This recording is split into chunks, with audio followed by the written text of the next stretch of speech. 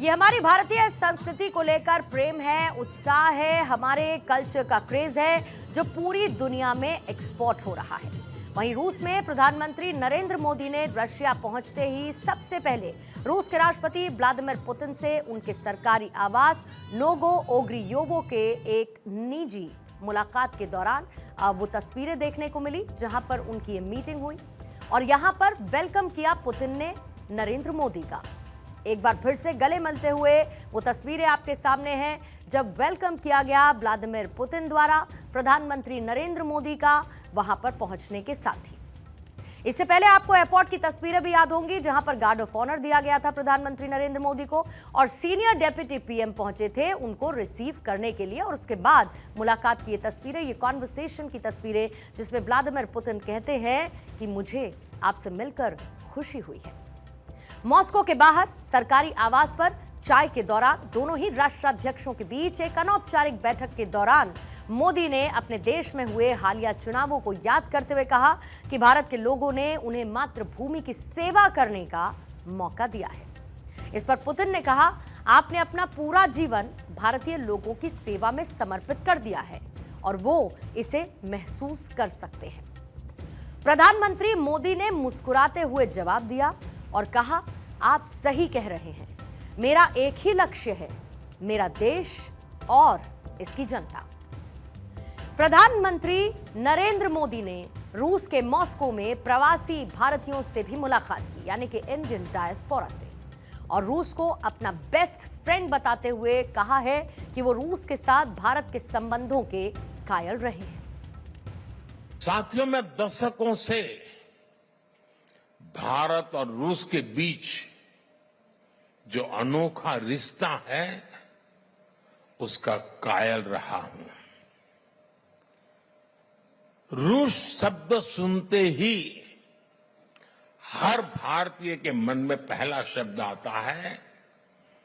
भारत के सुख दुख का साथी, भारत का भरोसेमंद दोस्त।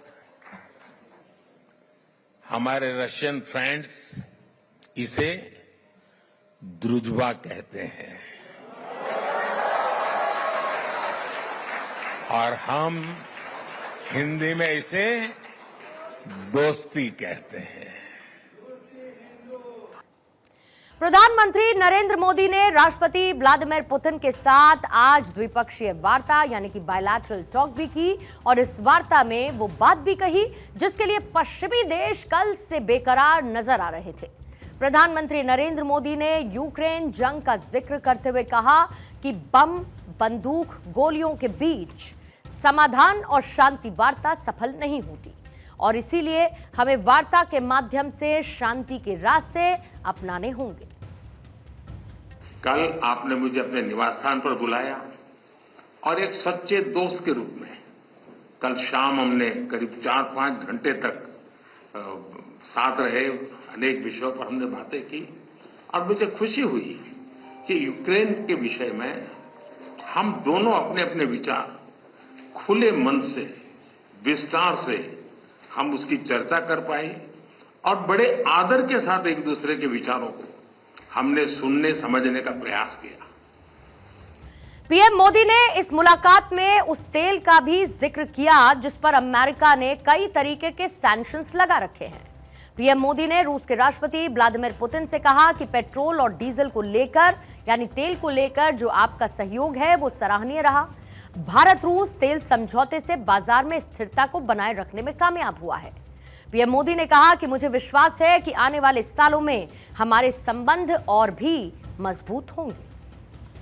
विश्व को ये बात स्वीकार करनी होगी कि भारत और रूस का फ्यूल के संबंध में जो एग्रीमेंट रहा उसने दुनिया को भी एक प्रकार से मार्केट में स्टेबिलिटी देने का इनडायरेक्टली बहुत बड़ा काम किया है। दुनिया के अनेक देशों के नागरिकों को पेट्रोल डीजल के कारण बहुत बड़े संकट से गुजरना पड़ा और आज भी गुजरना पड़ रहा है, लेकिन हमारे उस कारोबार के कारण हम भारत के नागरिकों को पेट्रोल डीजल के इस मार से बचा पाए। अमेरिका और पश्चिमी देश भारत रूस रिश्तों से हमेशा से अनकंफर्टेबल रहे हैं, असहज रहे हैं। यूक्रेन युद्ध की शुरुआत आप याद कीजिए, और उसके बाद से जब भारत ने रूस से भारी मात्रा में तेल खरीदना शुरू किया, तब भी अमेरिका ने इस पर कड़ी आपत्ति दर्ज कराई थी। रूस यूक्रेन युद्ध में भारत ने तटस्थ रुख अपनाया और संयुक्त राष्ट्र में रूस के खिलाफ लाए गए सभी प्रस्तावों से अपनी दूरी बनाए रखी, और इसे लेकर अमेरिका ने दबाव की राजनीति यानी कि प्रेशर पॉलिटिक्स का भी इस्तेमाल किया, जिसमें वो असफल रहा। पश्चिमी देशों की तमाम ऑब्जेक्शंस के बावजूद जब जवाब आया तो विदेश मंत्री एस जयशंकर ने दो टूक कह दिया कि भारत अपनी ऊर्जा जरूरतों को पूरा करने के लिए रूस से सस्ता तेल खरीद रहा है, जिसके बारे में दूसरे देशों को चिंता करने की जरूरत नहीं है। आपको यह भी याद दिला दूं कि साल 2023 और 24 में भारत रूस व्यापार में भारी बढ़ोतरी हुई है और यह व्यापार 65 अरब डॉलर तक जा पहुंचा है। आप ये देखिए कि प्रधानमंत्री नरेंद्र मोदी ने रशिया में जो 2 दिन का वक्त बिताया, इन 2 दिन में पश्चिमी देशों के बीच एक पैनिक की स्थिति बनी रही। अमेरिकी मीडिया ने पीएम मोदी के इस दौरे को लेकर यह कहा कि मोदी का दौरा दिखाता है कि रूस को अलग थलग करने की व्हाइट हाउस की कोशिश काम नहीं आई है और भारत अपनी स्वतंत्र विदेश नीति पर चल रहा है। अमेरिकी अखबार द वॉशिंगटन पोस्ट में प्रधानमंत्री मोदी के रूस दौरे पर लिखा गया, क्या लिखता है वो, कि यूक्रेन युद्ध शुरू होने के बाद मोदी ने पहली बार रूस दौरे पर जाकर यह स्पष्ट संकेत दिया है, अमेरिकी दबाव के बावजूद भारत रूस के साथ अपने मजबूत संबंध बरकरार रखेगा। इसके साथ ही गले मिलने वाली तस्वीर को साझा करते हुए उसका भी जिक्र किया गया है कि यह दर्शाता है कि कैसे रूस और भारत के बीच गहरे संबंध हैं। अमेरिकी अखबार द न्यूयॉर्क टाइम्स ने लिखा है कि पीएम मोदी का दौरा संकेत है कि रूस को अलग थलग करने की पश्चिमी देशों की कोशिशों के बावजूद मोदी ने कूटनीतिक रास्ता नहीं बदला है। इसके साथ ही अमेरिकी ब्रॉडकास्टर वीओए ने पीएम मोदी के रूस दौरे से बीओए ने माफी चाहूंगी इस दौरे से संबंधित अपनी एक खबर को क्या हेडलाइन दी है, रूस चीन करीबी संबंधों को ध्यान में रखते हुए मोदी मॉस्को पहुंचे, ये इसमें लिखा गया। ये वो हेडलाइंस हैं जो कि अमेरिका के अखबारों में छपी हैं। अब आप ये सोच सकते हैं कि भारत और रूस की इस गहरी दोस्ती से किसे कितनी गहरी चोट लग रही है। आप इन तस्वीरों से दुनिया के बदलते हुए वर्ल्ड ऑर्डर को भी ट्रैक कर सकते हैं। यहां पर बुजुर्गों की कही हुई एक बात का जिक्र जरूर करना चाहूंगी,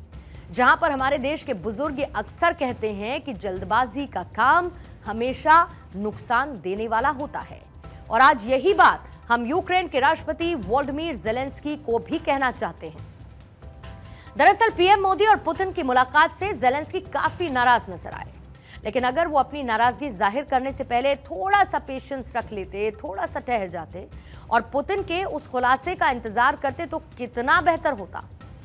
दरअसल पुतिन ने प्रधानमंत्री मोदी के साथ हुई मुलाकात में ये बात का जिक्र किया कि प्रधानमंत्री नरेंद्र मोदी यूक्रेन जंग को शांति से हल करना चाहते हैं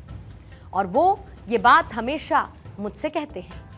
यहां पर हम ये कहना चाहते हैं कि भारत वसुदैव कुटुंबकम को मानने वाला देश है, जहां पर पूरी दुनिया उसका परिवार है और वो हमेशा बुद्ध की ही बात करता है, युद्ध की कभी बात नहीं करता हमारा देश भारत।